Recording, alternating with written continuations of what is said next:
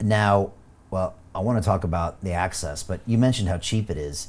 I mean, it's crazy. I mean, if you want to see what the long con is, you go look at how cheap junk food is in the supermarket. It's like it looks like it's priced below cost. And I know some of this stuff is because a McDonald's hamburger is technically priced below cost. Yeah. If you look at all the supplements, the damage to the this and the this and this, they say like a Big Mac should cost $8. You shouldn't be eating it anyways. But I mean, a lot of these things are priced to create an addiction. What does the drug dealer say on the corner? First one's free. Right. Is that what's happening? There's just super cheap foods that are easy. Yeah, I mean, if you live in poverty, you are automatically, going to have health issues just because that's what you can afford. And that food is, very, very cheap. When you're a poor mom making decisions for the house and you've got $100 to spend for the week, you get 3 bags of chips for $4. That's the decision you're going to make. And so sugary cereals, Coke, yeah, and then that's. Yeah, I mean, we look at, I think something like 60% of the calories we consume in the United States are a combination of sugar, refined grain, and some sort of oil. I mean, that's about 60% of our calories. It's amazing. Vegan. Some of it's vegan. Yeah, most of it's vegan, yeah. Most of it's vegan, right? Yeah, it can be, yeah. The bad vegan diet. So, all right, my next question is, but Shawn, not everybody can afford a steak like you're going to eat tonight. Not everybody can cook eggs. That's probably a worse argument. Yeah. But maybe people can't get the access to the food you're talking about. Well, I mean, outside of some countries, I think most Western countries, access to meat is still there. Still, now for the time being, and maybe that'll change as we get crazy about this stuff. But I mean, ground beef is perfectly fine. That's pretty inexpensive. I mean, you can go, I can tell you, U.S. prices, you can find ground beef still even today with inflation, $3 or $4 a pound. A dozen eggs may cost you $4. And so you could eat for $7, $8 a day typically, which is, a cup of coffee at Starbucks, basically, something like that. So it is accessible, it's doable. You take into account all the garbage you're not eating, all the supplements that you have to take, all the pills you're taking, all the other things, all the time, all the prep time, all that stuff. It actually turns out to be about the same for most people. Okay. It's doable. You just got to go out of your way to do it because you won't necessarily be able to buy it here and there. Although you can go buy meat in places as long as you're a little intentional. Yeah. Right? And these days there are sometimes more options for meat. Well, I mean, if you're talking about a grocery store, there's plenty. You can buy direct from a rancher, which I often do. You can, if you have the space for a freezer, you can get 300 pounds of meat for $4 or $5 a pound typically. Even grass finished. So. Do you care about your meat as far as it being organic or what they put in it, or are you just give me the goddamn meat?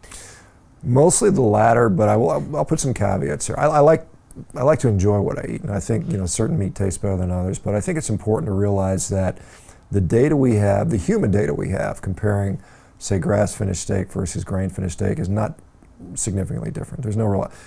I've collected data on 12,000 people on this diet. Outcomes are no different depending on which type they use.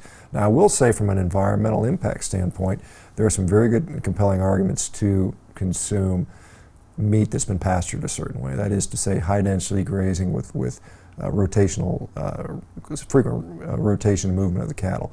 That has a very beneficial effect on the diversity of the land, soil carbon sequestration, and so it's a net positive. It's interesting, there's a professor, Alan Williams, who's calculated that if we can convert, again, in the United States, around 30% of our cattle ranches to rotationally grazed, high-dense grazed cattle, we can offset all of the carbon emissions in the United States, everything. That's energy, that's transportation, that's industry sector, just by moving those cows onto the land.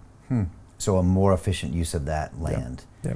Because you're touching on the argument that cattle ranching basically has high carbon emissions, right? That's what's being called out. That was in, what was the movie? Cowspiracy. They went big on that, right? Yeah.